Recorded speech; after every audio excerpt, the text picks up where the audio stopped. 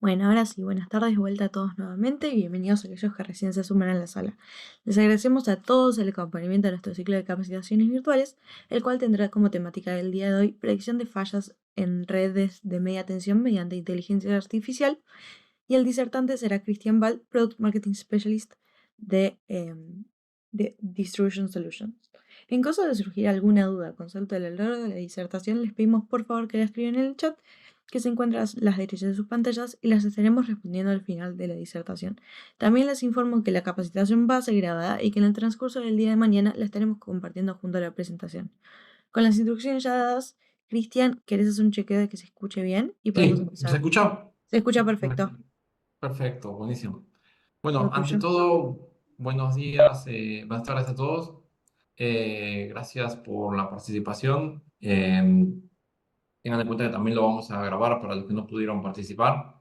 Y aprovechen este momento para generar un pequeño ecosistema de personas de diferentes necesidades y que esas necesidades se trasladen en dudas, consultas y abrir un poco el espacio para que ustedes puedan crear un ambiente seguro para que pregunten, se saquen todas las dudas que tengan y puedan de alguna manera meterse en este tema que es muy apasionante, ¿no? Muy bien, vamos a ir empezando. La idea de esto es una charla de una hora para poder entender en profundidad cómo hacer para predecir fallas.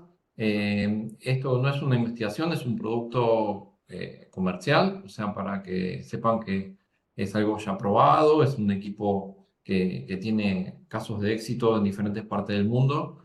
Por eso que es mucho más interesante a algo que ustedes consideren como una investigación, que tal vez han escuchado pruebas beta, esto es un producto final, digamos. Muy bien.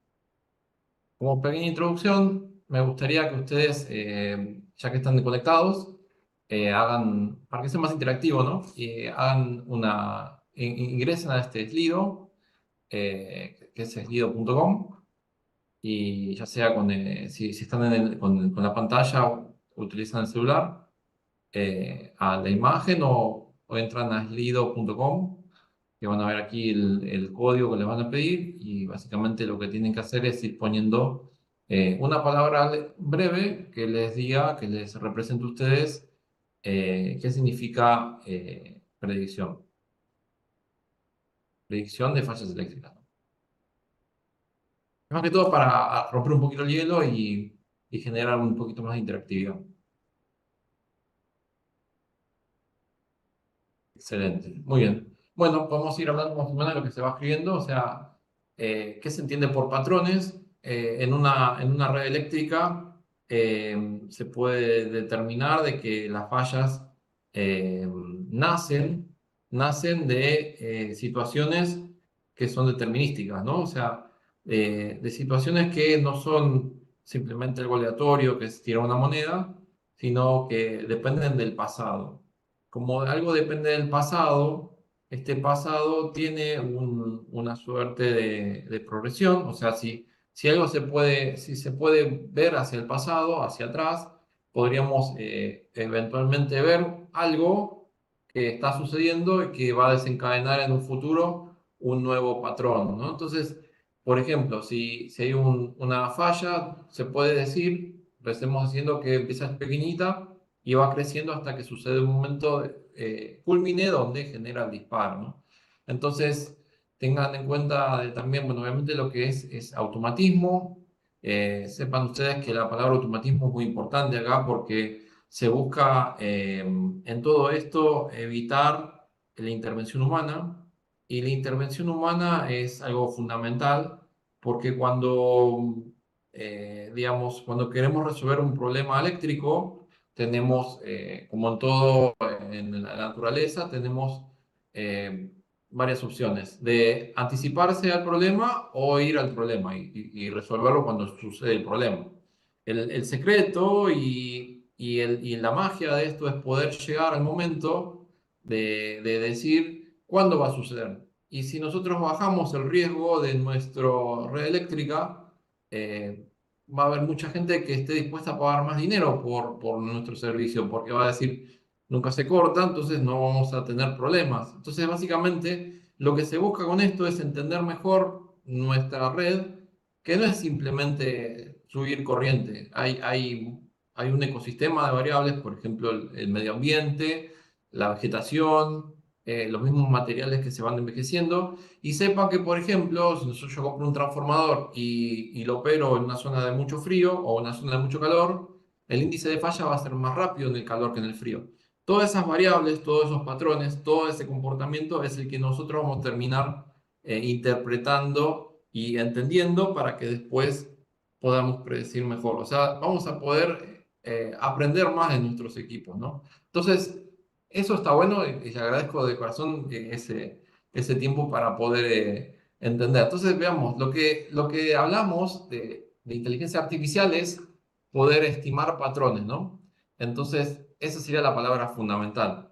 Vamos a avanzar un poquito más, ya digamos, lo gastamos de esto. Vean un poquito, ¿no? O sea, hay empresas que buscan mejorar la confiabilidad de la red eléctrica. ¿Por qué es esto? Básicamente porque básicamente todo en nuestra red eléctrica está siendo crítico porque la red eléctrica alimenta ciudades, básicamente ferrocarriles, servicios públicos como hospitales y demás. Y esto deja de ser solamente la energía no suministrada con el SAIFI, sino todo lo que implica no tener energía. Entonces, estas encuestas que se hacen en el mercado, por ejemplo, cuando yo trabajaba en el grupo de digitalización, lo que se trataba de entender mucho es la necesidad, porque no es simplemente desarrollar productos y inundar el mercado como podría ser la curiosidad académica, ¿no? Lo que buscamos acá es atender una necesidad concreta y de un cliente. Entonces, esa esta vez es el gran interrogante. Entonces, esa necesidad concreta es la que se encuesta a las diferentes compañías y usuarios y se determinó de que la gran necesidad es entender cómo hacer el mantenimiento. ¿Por qué? Les cuento esto básicamente. Imagínense que tienen una empresa eléctrica. Casos reales que me pasan incluso a mí trabajando todas las semanas. Y una empresa tiene su parque instalado, que son, por ejemplo, 9.000 equipos de X producto y tenemos que siempre la plata escasea, sea 1 millón, sea 2 millones, sea 2 pesos. Y esa plata tenemos que saber a dónde apuntarla, en dónde enfocarnos para hacer el mayor impacto, el mejor uso, ¿no? Entonces, la idea de esto es decir, bueno, es un nuevo ecosistema, sí, pero no significa que tengo que tirar todo afuera, porque ninguna tecnología, por más buena que sea, va a lograr ser adaptada si la respuesta es, ahora todo lo que tenés, al tacho empecemos de nuevo. No, lo que hay que hacer es, bueno, y ese interruptor que yo tenía, ¿cómo se puede hacer para poder mejorar la calidad? Entonces, esa mejora es simplemente ese procesador, esa CPU, ese PLC, como cada uno lo interpreta. Ahora no solamente va a ser solamente medición de estados, reportar a un centro de control y decir, mira, estoy abierto, estoy cerrado, estoy midiendo 10 amperes o estoy midiendo 20 amperes, sino que ese procesador va a decir, ah, ahora puedo medir corrientes y tensiones, la forma de onda. Y si mido la corriente y tensiones, tal vez un microprocesador en el pasado era caro. Imaginémonos el caso de los celulares, ¿no? El celular, cuando inició, digamos, vayamos al Nokia 1100, era una pantalla monocromo que tenía una capacidad de procesamiento muy pequeña y entonces no es que esos algoritmos no existían, sino que no entraban en el procesador porque no daba la memoria ni daba el tiempo para que pudiera tomar una decisión. Entonces, como el abaratamiento de la electrónica, o sea, como los procesadores empezaron a hacer que los data centers, digamos, todo lo que es computación, se vuelva mucho más económico, digamos, el tiempo de procesamiento. Ese tiempo de procesamiento permitió que nosotros pudiéramos tomar decisiones incluso cuando no hay fallas. Es decir, todo el tiempo estar evaluando el efecto, ¿no? Y esos algoritmos un poco más complejos de ver patrones y detectar efectos, todos esos algoritmos, poder hacerlo en todo momento. Entonces, ¿qué hago? Trato de simplificar mi red eléctrica, digo, yo no quiero estar todo el día cambiando la electrónica, entonces este equipo, el equipo que vemos aquí en la pantalla, que es, por así decirlo, la protección, como algunos lo llaman protección, otro IED, todos los nombres van a ser lo mismo, o sea, un equipo que toma decisiones en base a las corrientes y tensiones que mide, puede tomar decisiones críticas como diciendo mucha corriente, abrí. Eso nunca va a cambiar porque eso es algo táctico, digamos. Es como el enfermero ante la emergencia, eso va a estar. Pero después está la idea de la medicina preventiva. Entonces, la medicina preventiva se basa en esas corrientes y tensiones, poder llevarlas a un procesador que tenga mucha más memoria, mucho más procesamiento y poder ver todas esas pequeñas perturbaciones que antes, como no llegaba al umbral de pick-up, por así decirlo, en términos de protecciones o de trip, los pasábamos, los obviábamos. Entonces, todos esos pequeñitos patroncitos que son, por así decirlo, muy pequeñitos, los mando por comunicaciones, digitalizo esa señal analógica hacia ese CPU. Y ese CPU es el que va a tener estos algoritmos de predicción de falla, de detección de patrones, ¿no? Entonces, ¿cómo nace esto? Ustedes dirán, ¿qué es lo que es inteligencia artificial? Básicamente, las redes neuronales son clasificadores, o sea, nosotros definimos, por así decirlo, una nube de puntos y necesitamos definir una nube de puntos para definir criterios, lugares, mapas, donde si aparece un nuevo evento y se encuentran cercanos los eventos que están etiquetados, por decirlo, como cierto modo, ese evento que se encuentra ahí, ese evento va a decir, bueno, entonces eso probablemente es una falla de sobrecorriente. Y por lo general, como puedo ver el formato de la onda, digo, bueno, si bien es pequeñito, es bebé, tiene el formato de una sobrecorriente. Entonces, básicamente es clasificar, después es una manera también de ver y estimar cuál es la velocidad de aceleración hasta para llegar al impacto donde sucede el evento definitivo, ¿no? Entonces, en este patrón lo que buscamos es mejorar, obviamente, detectar fallas, capacidad de anticipar, reducir interrupciones y obviamente detectar fallas permanentes, ¿no? Porque imagínense, en toda esta lógica, si bien, por ejemplo, tenemos equipos como reconectadores, un ejemplo clásico es que cuando aparece la falla, nosotros haciendo interrupciones de corriente, tratando de hacerlo breve, ¿no? Hay charlas dedicadas a eso, ¿no? Pero este equipo, por ejemplo, abrir y cerrar puede autocurar la línea. Todo eso opera cuando la falla ya sucedió. En cambio, en este caso, puedes saber cuándo va a eventualmente suceder. ¿Y cómo es eso? ¿Es magia? No, simplemente como tiene este procesamiento ilimitado de memoria, lo que hace es esa información es ver cuando no llega a hacer el pickup y te avisa antes de que tenga que hacer este reintento. Todas estas tácticas de hacer recierres, de abrir y cerrar o lo demás que uno puede llegar a hacer de enrutamientos y estos sistemas de autocurado donde la energía se realimenta por otros lados o tenemos transferencias automáticas para... Es todo pensando en el post. Esto es el previo a eso. Entonces, básicamente, con esa lógica, habiendo estudiado y entendido, o sea, las fallas típicas en base a una historia, un histórico que tiene ABB de muchos clientes, y además ese histórico también poder supervisado el aprendizaje de ese específico caso de uso de cliente, con ese caso de uso podemos decir que las fallas se pueden predecir de un 90%.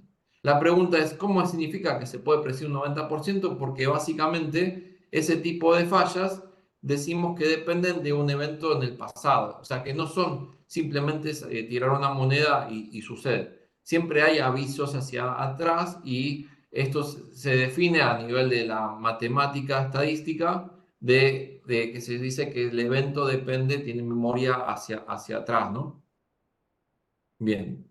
Entonces, la idea básicamente es llegar a lo que es el mantenimiento predictivo. Que este concepto lo han escuchado muchísimas veces. Seguramente hay muchas diferentes formas de pensarlo. Y algunos te dirían incluso decir, bueno, yo te pongo un par de sensores de temperatura y demás, y puedo lograr esto mismo. O mismo hay ciertas cajitas que se ponen en la red eléctrica y con eso se puede obtener señales y esas mismas señales se pueden meter dentro de una nube y procesar y demás.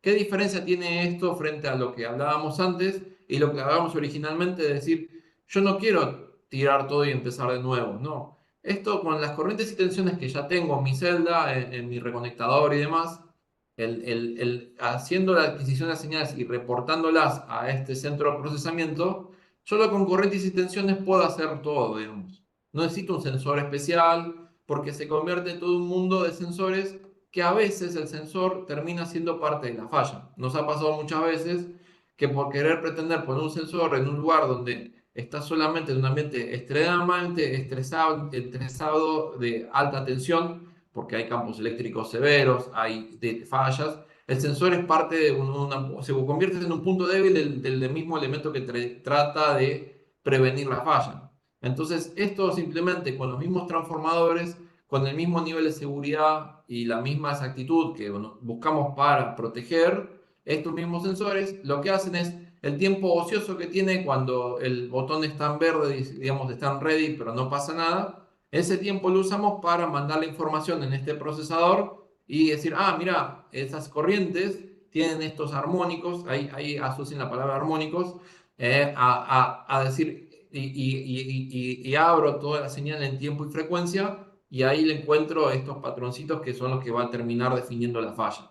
Entonces, ahí está la magia. Obviamente siempre las soluciones se puede ser a nivel correctivo, pero la magia de esto es cuanto más pueda prevenir, cuanto más en el pasado pueda haber, es mejor, porque si ya tengo tiempo y le digo, mira, en 2 semanas te va a suceder esto o en un mes te va a suceder esto, ese tiempo hacia atrás es el que va a te permitir a vos anticiparte para que nada suceda, ¿no? Y eso es lo que tiende a hacer ahora el plan de este tipo de algoritmos, ¿no? Entonces, ¿cómo lo hace la pregunta? Bueno, la respuesta es sencilla, la venimos diciendo, ¿no? Básicamente, uno está siempre sobre un camino, digamos. La manera más sencilla de explicarlo, ¿no? Uno está siempre yendo hacia el trabajo bajo un camino y empieza a haber fisuras, empieza a haber pequeñas imperfecciones. Cuando llega un momento que ya es intransitable, ¿no? Entonces, uno puede anticipar cuándo esto va a suceder viendo la progresión. O sea, no solamente es detectar el patrón, sino detectar cómo el patrón evoluciona. Y esa es la intensidad que definimos, la intensidad de la misma anomalía, ¿no? Entonces, trasladado a algo eléctrico, digamos, porque nuestro rol es corriente y tensión, es ese pequeño patrón que tal vez imperceptibamente en el ojo humano no se puede ver, pero con los algoritmos que tenemos podemos usar detección obviamente por estos pequeños algoritmos que ven pequeñas perturbaciones y esas perturbaciones ver cómo se van criando y si ustedes se fijan a nivel del ojo humano pueden detectar una cierta similitud en cuanto al patrón para ver que tiene el mismo forma de onda que este. Entonces básicamente la red neural, recuerden lo que le dije, la nube de puntos, asocia, hace un pequeño segmento, dice, esta nube de puntos, imagínenselo, en dos variables es mucho más fácil de ver que sea dos variables, pero bueno, esto es multidimensional porque hay varias variables, entonces ahí lo que hace una nube de puntos, dice, mira, cuando la falla se encuentra dentro de este grupo, ahí es probable que sea sobrecorriente, por ejemplo, ¿no? Y entonces ahí eso es lo que hacemos, ¿no? Básicamente. Estas son las diferentes, por así decirlo, explicado de una manera rápida, digamos, las nubes de puntos diferentes, que puede ser caída repentina de voltaje, eso que les llamamos en inglés sag-well, que son pequeñas perturbaciones de sobresubtensión, que son pequeños piquitos. Las fallas, por ejemplo, que esto es muy interesante porque fallas de alta impedancia son muy difíciles de detectar en las condiciones de medir corriente y tensión. ¿Por qué? Porque si uno solamente mide los 100 mA en un transformador y considera que eso te va a proteger de fallas de impedancia, no siempre es así, porque si un desbalance propio del mismo consumo va a empezar a generar falsos positivos. Entonces, esto no solamente es un umbral matemático de decir, mira, cuando supere tal valor va a ser el tema, sino que también va a haber los patrones, va a haber la forma de onda y va a haber tensión y corriente. Entonces, no solamente con corriente va a detectarlo, sino que en pocas palabras, gracias a todos estos algoritmos, eliminamos los falsos positivos, que es también otro problema. Nosotros no queremos una alarma que esté todo el día prendida, porque deja de ser interesante. Si una alarma está todo el día prendida, dejamos de escucharla, básicamente. Entonces, esa es la otra idea obviamente, si uno analiza, dice, los positivos que debieron ser positivos, los positivos que no debieron ser positivos, los negativos que no debieron ser negativos y los negativos que debieron ser negativos. Entonces la idea es que siempre nos enrosquemos en este ámbito, ¿no? Donde cuando me diga que sí, es sí, cuando me diga que no, es que no. Entonces esto es parte del aprendizaje supervisado. Algunos casos donde no estuvieran dentro de estos segmentos se van corrigiendo y se logra este 90% que hablamos, ¿no? Entonces vean, por ejemplo, también variaciones de voltaje de motores, transformadores, mismo transitorios, fallas a tierras intermitentes, y a veces uno pregunta, ¿y cómo puede ser esto? Y básicamente es porque cada evento, imagínense un aislador. Un aislador, si uno lo estudia, el efecto de un aislador cerámico, la tensión aplicada nominal va generando ese pequeño chisporroteo que tal vez ustedes escuchan en una subestación como un pequeño zumbido muy finito. Y ese zumbido empieza a subir más alto hasta que llega un momento que se convierte en una descarga total. Eso muchas veces tenemos herramientas, ya sea por sonido, un micrófono, ya sea por cámaras de seguridad, que son estas cámaras que ven el efecto corona y demás. Esto es diferente, simplemente midiendo la tensión y la corriente, ese ruidito genera armónicos que los puedo meter en una red neural y, ojo, te puedo detectar la falla de componentes dañados, ¿no? Y eso es lo que es muy interesante, cuando puedo detectar cuando hay fallas de componentes antes de que suceda la descarga total, que ahí ya no hay forma de repararlo, ¿no? Entonces, básicamente es el algoritmo que busca es agarrar, medir la tensión y medir la corriente. Lo mete todo en un mismo sistema y detecta, como dijimos antes, los patrones. ¿Cómo lo hace por adentro? Vemos cómo lo hace por adentro.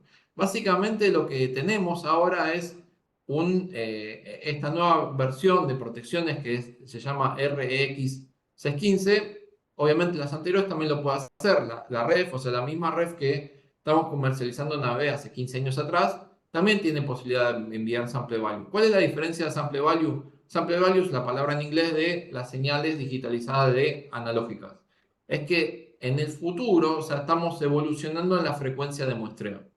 Después le voy a explicar por qué quiero mayor frecuencia de muestreo. Quédense solamente con ese concepto. Pero por ahora, veamos que lo que hace es agarra las tensiones y las corrientes y con este bloque, algunos que ya conocen el ABB, dicen, es un bloque típico del PCM600, que es el software de ABB, y lo que hace básicamente es todas esas corrientes y tensiones que él posee, las está adquiriendo digitalizando, o sea, las está muestreando. Para eso yo tengo un GPS con mucha exactitud para que cuando lo mide sea exactamente siempre al mismo tiempo, porque imagínense que después, cuando lo tengo que concentrar en un solo lugar, todo tiene que estar mostrado al mismo momento. Si alguno estudió lo que es control digital, el reloj es casi tan importante como la exactitud en la medición. Entonces tiene que ser el momento preciso. Ahí viene todo el gran mundo de cómo es la exactitud en la medición y el momento de medirla. Y eso se captura en este grupo que ven corrientes y tensiones. Corriente residual, que sería hay varias formas de pensarlo. Imagínense que tengamos un transformador dedicado a la corriente neutro, o sea que es corriente 1, 2 y 3, más la corriente neutro que pasa si es una distribución de 4 cables, o mismo si son solo 3, cuando se hace el cálculo de los 3. Lo mismo con las tensiones y con toda esa información, vean que, por ejemplo, para una detección de alta impedancia, no solamente mido la corriente, sino que mido las cuatro posibilidades variables y con eso lo meto en este bloquecito. Este bloquecito va a detectar cada mínima perturbación y va a generar un eventito. Es decir, capturar la señal ahora me interesa. Y eso lo que va a hacer es va a generar un archivito, que es el .cap. El mismo archivito que usábamos, el DAT y el CFG o .cap, el mismo Wavewin, digamos, si ustedes conocen el software, el mismo software que usa para detectar las sinusoides, el mismo software que es código abierto, que lo usamos para diferentes compañías, ese mismo .cap, ese mismo archivo que genera la perturbación, o sea, por eso les digo que esto no es solamente, por así decirlo, un formato que es de archivo ABB, digamos, es un formato estándar, que es el formato de .cap o .dat, que es el mismo que usa para la captura de forma de ondas, y lo que va haciendo es va generando archivitos de un segundo, de COM3, ese es el formato estándar, ¿no? Y eso lo que va haciendo es lo va guardando en una memoria, pum, pum, pum, pum, y cada eventito con su propia estampa de tiempo, recuerden que lo dijimos antes, se genera un archivito de kilobytes muy pequeñito. O sea, imagínense de todo este muestreo que estamos hablando, son megabytes, se convierte en un archivo de kilobytes muy chiquitito. Entonces ya tenemos la primera ventaja a diferentes sistemas que tal vez en la competencia o empresas, porque esto ya hoy en día lo que están buscando muchas empresas de IT es también meterse en la parte eléctrica. Y tal vez lo que hacen es mandar el crudo, mandan desde acá. Pero si yo mando desde acá a la nube, la tasa de transmisión es muy alta. Te conviene hacer un preprocesamiento para que solamente mando el pedacito de archivo ya que me interesa. No mando todo el crudo, sino solo el pedacito de archivo que me interesa.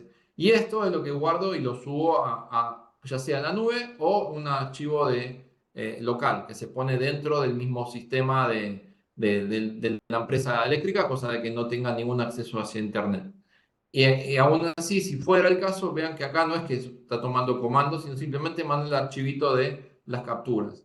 Y eso lo que permite es predicción y además, si tuvieran, obviamente, el mismo patroncito en diferentes lugares, o sea, en diferentes alimentadores, podría triangular y detectar la ubicación.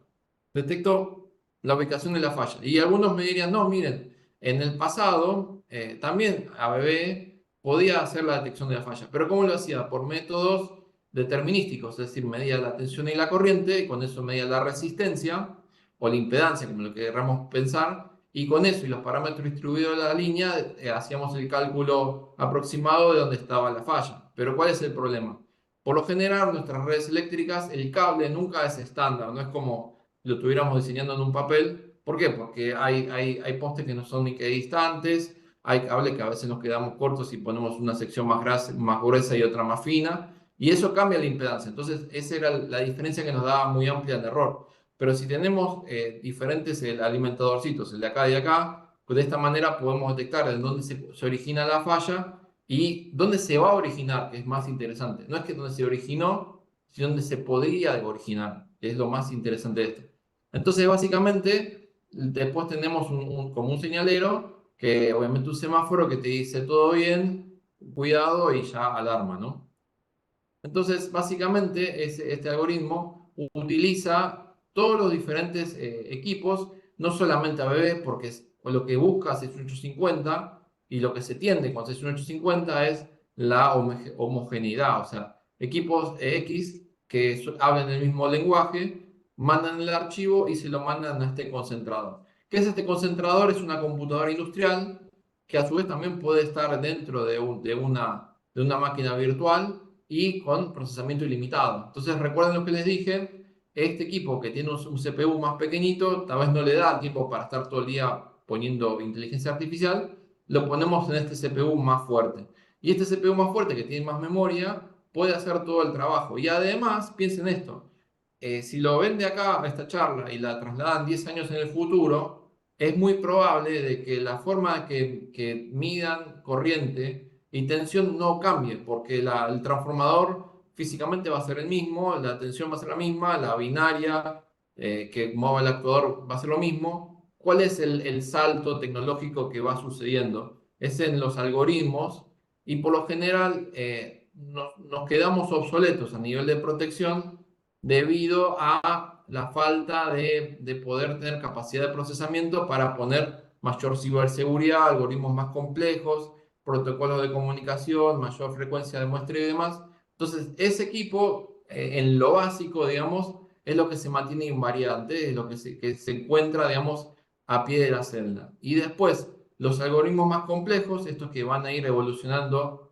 a nivel del tiempo, porque se va evolucionando como todo, lo ponemos aquí. Y esto nos va a permitir en nuestra infraestructura de nuestra compañía de que estos equipos puedan sobrevivir más años sin ningún tipo de cambio. Entonces, si ustedes permiten hacer que los algoritmos complejos habiten en un lugar donde el procesamiento es ilimitado, la memoria sea ilimitada, y a su vez eso se pueda rápidamente cambiar como si fuera un Windows, o sea, agregarle un archivo, quitarlo, no, nos volvemos más inmunes al futuro de todos los cambios tecnológicos que sucedieran. Y les digo más, como esta señal ahora es digitalizada, Incluso en el comisionamiento es mucho más sencillo porque las empresas también de inyección secundaria también permiten ahora poder inyectar señales virtuales de corriente y tensión. Entonces, esto simplifica muchísimo todo lo que es el comisionamiento, la puesta en marcha y la flexibilidad a futuro, porque ese mismo concentrador, algunos lo llaman merging unit, puede tomar diferentes roles dependiendo de su vida útil. Tal vez en ese momento no hacía falta que fuera una protección de motor y es solamente un alimentador y después en el futuro esa celda tengo que conectar un motor y lo puedo reorganizar. O sea, la idea y el futuro de esto es la flexibilidad en todo sentido, ¿no? Entonces, estos algoritmos que habitan tienen patrones, lo que habíamos visto y lo habíamos visto en esta nube de datos, ¿no? Entonces, ¿en cómo se entrena un patrón? Con millones de fallas y registros oscilográficos para generar estos patrones de detección. Estos algoritmos no solamente son los que tiene ABB en su historial, sino también pueden ser por fallas propias del sistema y se crean nuevos eventos donde se parametrizan, se definen esos eventos propios y se pone la etiqueta. Ojo, miren, justo cuando se prende en mi industria cierta máquina, me genera esta perturbación armónica en la red. Y eso lo va a detectar la perturbación y después podemos asociarlo a una causa raíz, que no siempre es algo eléctrico fácil, tal vez es una misma máquina de producción, ¿no? Entonces eso se guarda y se guarda dentro de la memoria, ¿no? Se categoriza. Entonces, ¿cómo es por adentro este sistema? Básicamente es agarra los datos históricos, le hace un análisis por armónicos, o sea, los separa y después detecta anomalías. ¿Por qué la palabra armónico? Recuerden que le dije al principio, no se olviden la palabra armónico. Cuanto más rico sea en frecuencia, puedo ver más armónicos, mayor frecuencia y mayor resolución.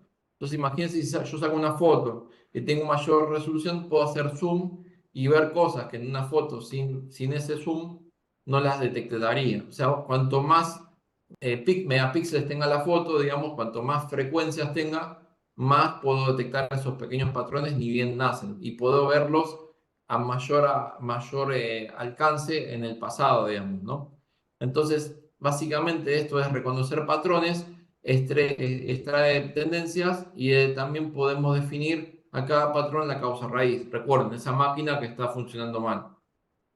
Esto después se utiliza para detectar el patrón y generar los diferentes valores, los parámetros, que esos parámetros se cargan en nuestra red neural y a través de diferentes valores, que no solamente son la forma de onda, sino diferentes atributos de la misma señal, que son tensiones, corrientes, impedancias, potencias, eso se adquiere y se le agrega digamos, variable más inmune, porque si ustedes piensan en una red neural, también cuando ustedes normalizan la señal, o sea, cuando le sacan, porque de una manera siempre hay que normalizar la información, pierden cierta información original, por así decirlo. Les doy un ejemplo básico. Si tengo 300, más o menos 300 volts, después de eso lo tengo por una red neural, lo tengo que normalizar para llevarlo al máximo calma, o sea, que se convierte en un 0 y un 1 y todos los variables intermedios.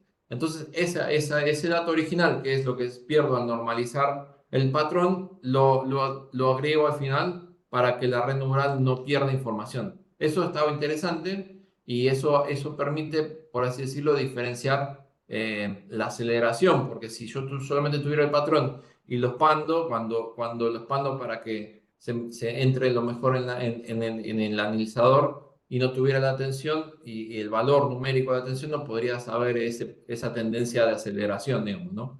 Entonces, básicamente con esos datos, con este pronóstico de falla, los clasifico, como les decía antes, se utiliza una función, la sinusoide, bueno, la sigma, digamos, una función, se traslada a eso y después se clasifica. Se clasifica y se define esta nube de puntos. Entonces, ¿qué se puede predecir? Esto es lo que quiero que se lleven, digamos, de esta información. Nuestra tecnología estamos apuntando a 4.8 kilociclos, pero en el futuro, a ver, perdón, creo que perdí, no sé por qué, perdí un segundito, ¿eh? Creo que se cerró la pantalla. Sí, Cristian, se ve que dejaste de compartir, pero recién. Sí, se cerró, no sé por qué. Ahora lo estoy abriendo de nuevo. Tengo un poquito de paciencia nada más. A ver si me lo abre de nuevo. Un segundito nomás, perdón, ¿eh? Está contenido. Y... Sí, pero bueno, lo que le estaba diciendo básicamente es que estas señales que vamos a digitalizar, voy a llegar. ¿Se ve de nuevo la pantalla? No, todavía no, pero que le comparto.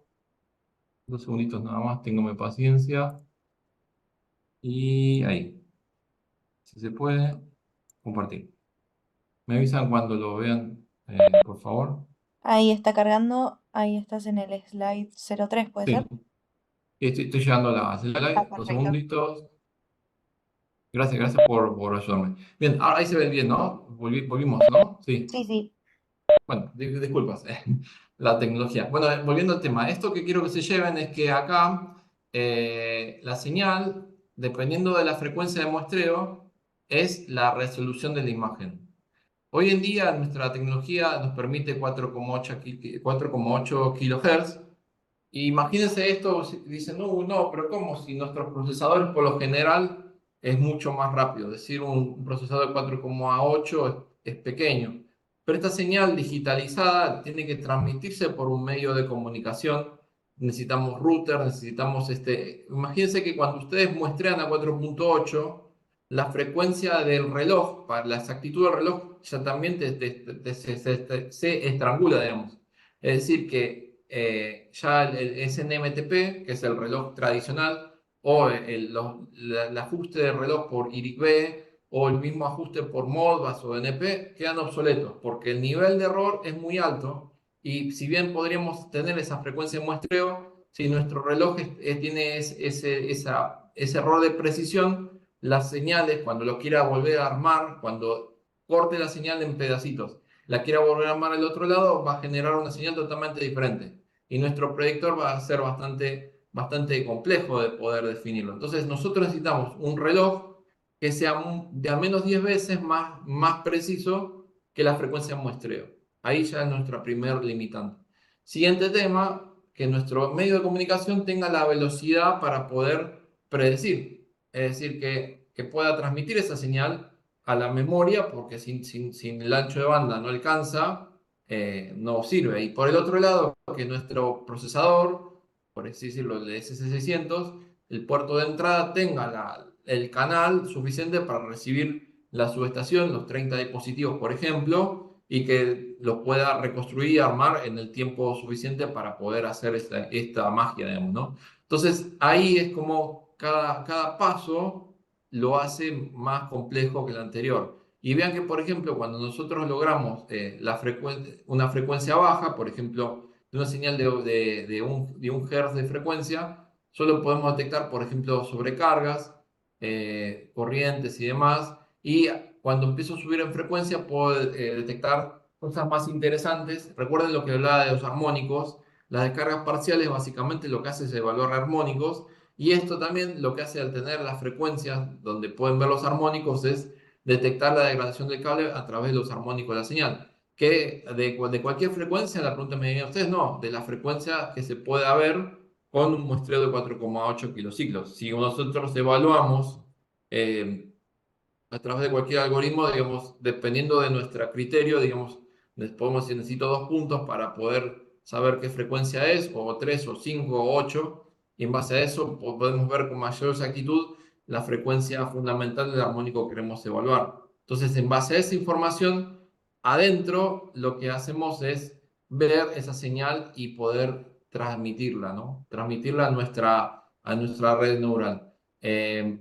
Ahí, por ejemplo, si yo tengo mayor frecuencia de muestreo, puedo detectar con mayor anticipación, y a su vez, si estoy más o menos en este valor de frecuencias, estoy logrando mayor exactitud imagínense básicamente en esa foto, mayor resolución. Pero lo que está bueno de todo este tipo de cosas es que vean cómo tiende a haber una evolución, tiende a haber un camino a futuro. Entonces, si hoy en día están pensando en adquirir una merging unit, digamos, un digitalizador, tengan en cuenta de que la tecnología que busquen sea hacia ese lugar, digamos, ¿no? Porque tal vez después se quedan estancados. ¿Por qué le digo esto? Porque piensen en un reloj que tal vez si les servía para esto, tal vez no les sirve para el siguiente. Piensen en un switch que también, en una fibra óptica y demás. O sea que la digitalización, con todas las ventajas que lleva, también requiere estos dos criterios. No son muy complicados, básicamente. Tener el canal para mandar la información y tener la exactitud en el reloj para poder muestrearlo. Estos dos valores son los que ustedes quiero que se lleven para que tenga sentido. Ya que estoy, le voy respondiendo a algunas consultas que parecen interesantes.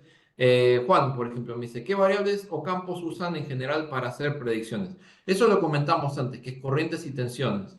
No usamos sensado, digamos, de cualquier sensor. Después, bueno, Damián pregunta, buenas tardes, ¿qué pasa con el modelo IA si los datos históricos fueron muestreados con baja tasa? ¿Será conveniente invertir tiempo en tomar nuevas mediciones para entrenar adecuadamente el modelo? Bueno, Damián, te cuento. Lo interesante de esto es que ABB ya hizo ese entrenamiento. No es que ustedes lo tienen que hacer por ustedes mismos. Esas variables ya están entrenadas.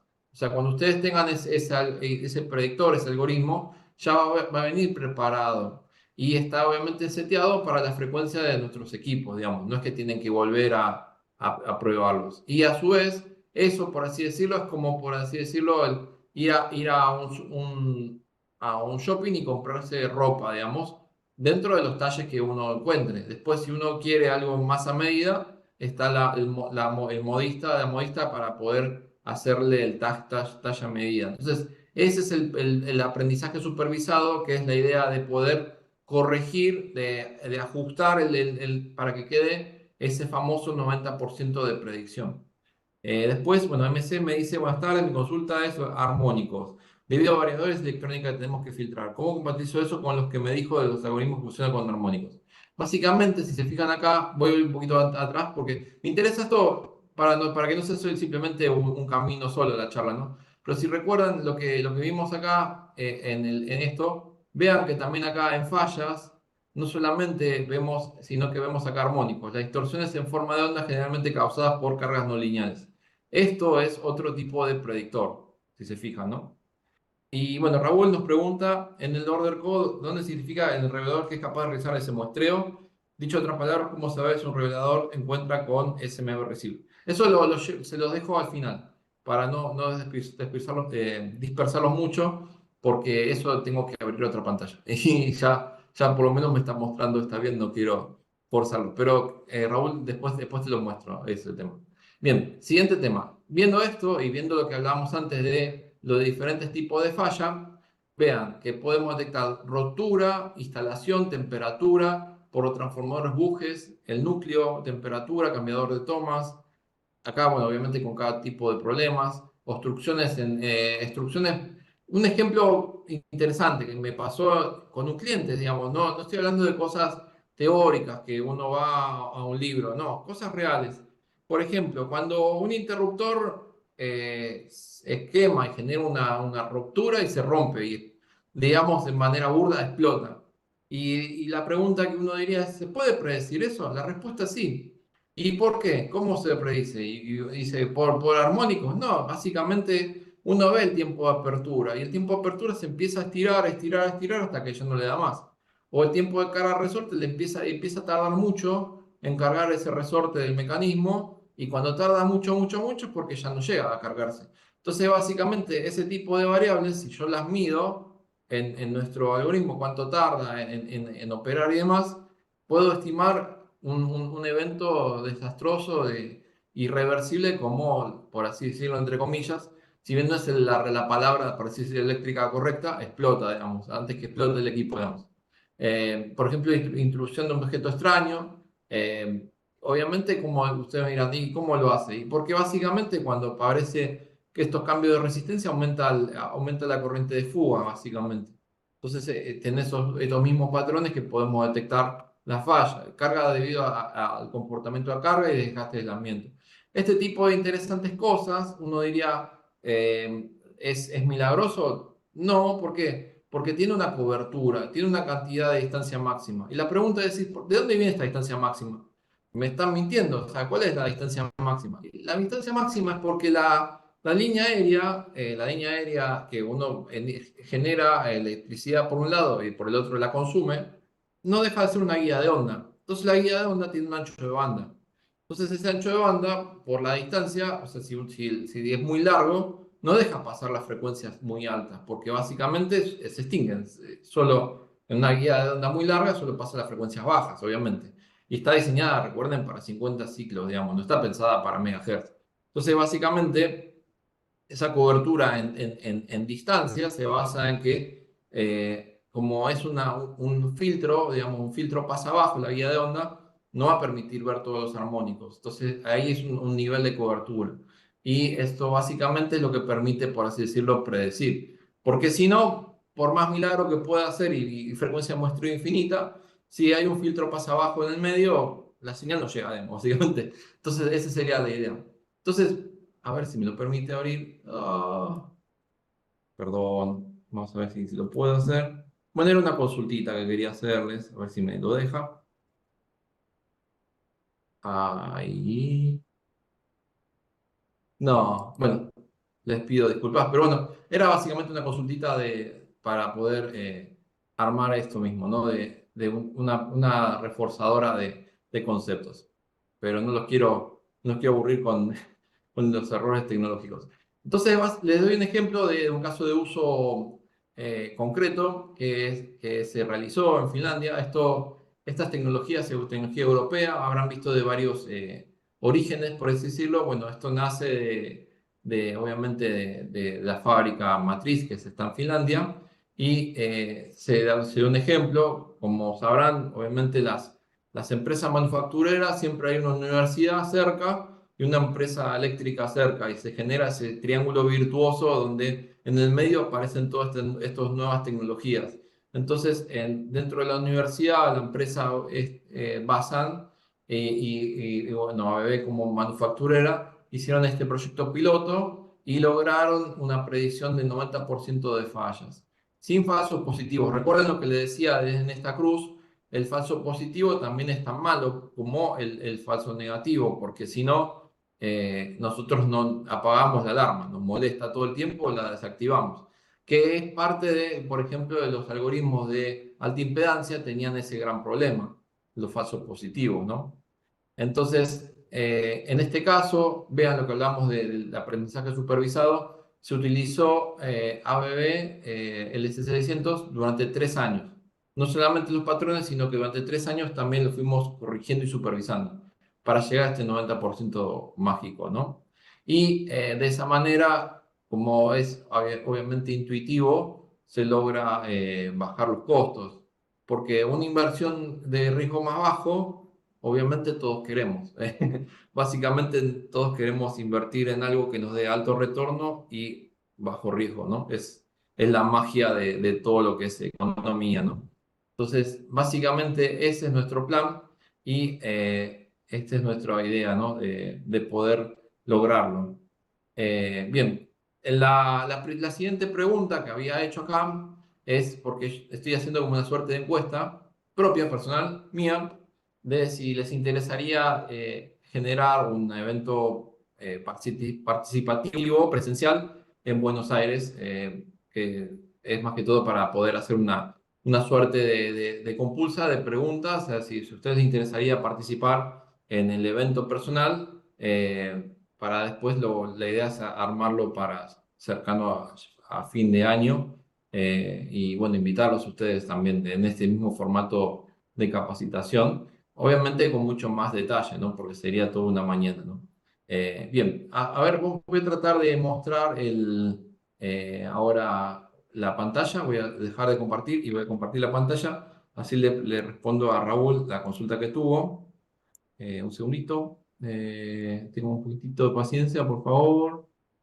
Ahí, muy bien, ahí está. Ahora voy a abrir la pantalla. y les voy a responder la consulta de Raúl. Sí, y después sigo con las demás preguntas, ¿no? Pero primero con la pregunta de Raúl. Y bueno, aquí les muestro cómo es nuestro portal. Este es el portal, tienen acceso ustedes también, no tienen problema. Es más, voy a salir de ese acceso para que vean que no hay ningún problema de acceder. Sin ningún tipo de usuario pueden entrar. Y básicamente vamos al configurador. Entonces en el configurador podemos ver el caso del RefSys 15. Y respondiendo a la consulta de nuestro compañero, estos son los que en el ref, o sea, en la versión anterior, la versión 9.2 es la que tiene este sample value, básicamente. Dentro de las opciones de la placa de comunicaciones, tenemos estas dos variantes que son las que tienen redundancia, o sea, que tienen HCR y PRP, porque recuerden que necesitamos que la comunicación se vuelve crítica, o sea que necesitamos al menos un tipo de redundancia. En el caso de S600 requerimos PRP y 92LE es el modo, el estándar para transmitir las señales.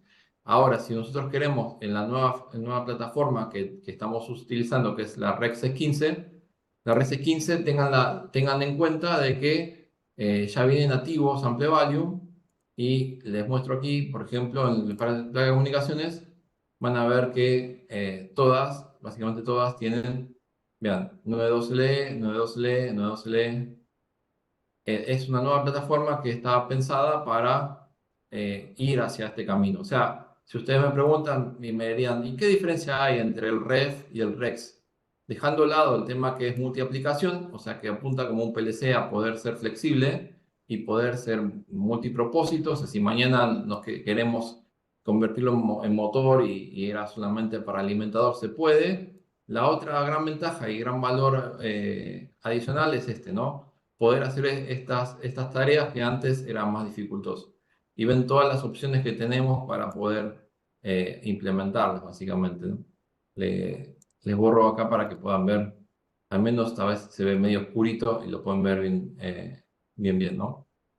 Vean todas las opciones que tenemos. Bueno, respondido lo de Raúl, le dediqué un lindo tiempo. Vamos a la siguiente pregunta. Sergio nos pregunta, ¿cómo afecta la clase de los medidores de corriente y tensión? Y esa es una muy buena pregunta. Como nuestros equipos son para aptoprotección, sí, estamos pensando en un equipo que sea... Lo que está interesante de ver esto, les cuento un poquito, no me quiero ir muy hecho del tema porque entiendo que tengo 5 minutos de restantes. Pero lo que les quiero decir es, si ustedes usan un transformador tradicional para corriente, sepan que tiene una frecuencia máxima producto de que todo núcleo no es ilimitada la frecuencia que puede pasar. Entonces, la tendencia ahora es usar transformadores tipo Roboski, que no tienen ese problema, que no tienen saturación y tampoco tienen la limitación en cuanto al espectro que puede pasar. Esa es la tendencia hacia ahora. Por eso, según se busca mucho. Nosotros le llamamos, por ejemplo, Unisec digital, porque nos da esa posibilidad de ser un solo transformador para todo y no tener ese problema de lo que decíamos antes del error de saturación. Y eso también va de la mano de la clase de medición y demás. Pero si tuviéramos algo, sepan en cuenta, bueno, que queda restringido a las capacidades de nuestra medición. Siguiente pregunta de José Manuel. Para la adquisición de esos datos, ¿se puede usar el bus de estación 6850 o es necesario instrumentar otra red independiente? Bueno, muy bien. Esa es una excelente pregunta. Intentaré hacerla lo más rápido posible, pero les quiero mostrar un poquito para que vean. Se llama PRP Network. Para que sean un poquito, vean cómo es el plan. La idea de esta red es que sea este estilo de red, donde ustedes van a tener en cada dispositivo dos caminos, dos posibles caminos, y van a tener que hacer este formato. ¿Por qué me dirían, por qué queremos hacer un PRP? Tal vez este es un poquito mejor explicado. ¿Por qué queremos un PRP así? Es que si hacemos un HCR, que sería un anillado, corremos el riesgo de la latencia, o sea que tienen que retransmitir varios y además el canal se suma el contenido de cada uno, o sea, cada uno va sumándole el ancho de banda más. Entonces, esto optimiza en dos caminos, en los saltos y en el ancho de banda. Estas son las dos ventajas que tenemos. Bien, siguiente pregunta de Jorge. Las etiquetas de las fallas que reconoce el modelo, ¿fue en base a datos recolectados, clasificados? por un sistema experto de experiencia o se generó a través de modelación de la falla. Bueno, muy bien, esto es así, o sea, nuestro algoritmo tiene su parte aprendida, obviamente fue hecha por un humano, no es mágico, pero es como que ya es un trabajo realizado, o sea, nosotros le transferimos, le pasamos la cabeza de lo que ya se hizo. Y a su vez, después empiezan a este ANOGAP que vieron antes, empiezan a aparecer perturbaciones. Si las identifica similares a las anteriores, le va a decir, es una sobrecorriente. Si no identifica como ninguno de los patrones, igual va a aparecer y ahí te va a aparecer como una alarmita y vos tendrías que después, si después puedes identificar la causa raíz, decir, mira, esto es por tal máquina que me aprende y cada vez que prende me tira esta perturbación. Entonces después, en el siguiente momento que aparezca la falla, de eso hablaban los 3 años de aprendizaje del caso de uso de Suecia, perdón. Ese cliente lo que va a hacer es poder, cuando vuelva a pasar, saber de dónde vino. Bien. Eh, Después, bueno, un enlace sí, no se preocupen, bueno, lo que nos pregunta Daniel, vamos a enviar toda la información y después, obviamente, en la encuesta de cierre de esta charla vamos a tener un seguimiento. Si a ustedes les interesa más información, ya les digo, hasta incluso hay la posibilidad, me interesa que ustedes nos digan, me gustaría una charla presencial. ¿Por qué les digo esto? Porque quiero ver si vale la pena, básicamente.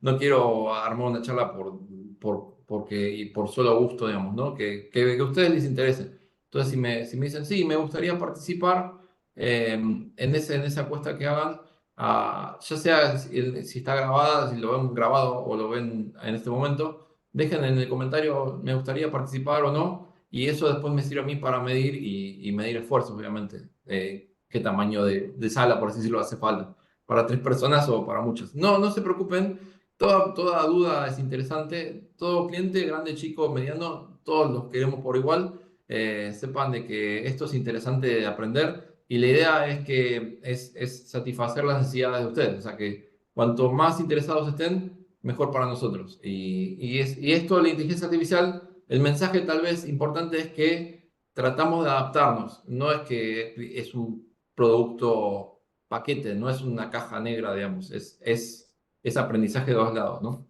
Muy bien. Y bueno, no sé si vos querías hacer un cierre, Sol, o por las dudas.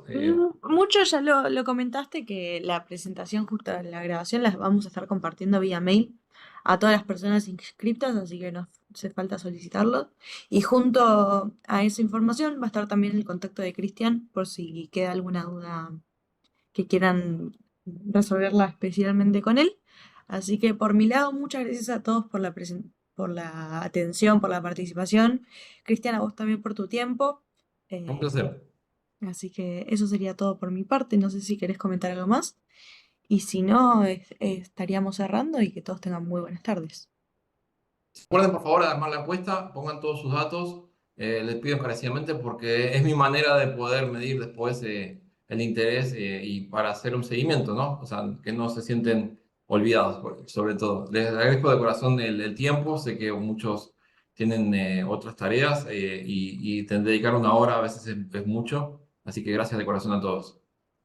Muchas gracias a todos. Que tengan buenas tardes.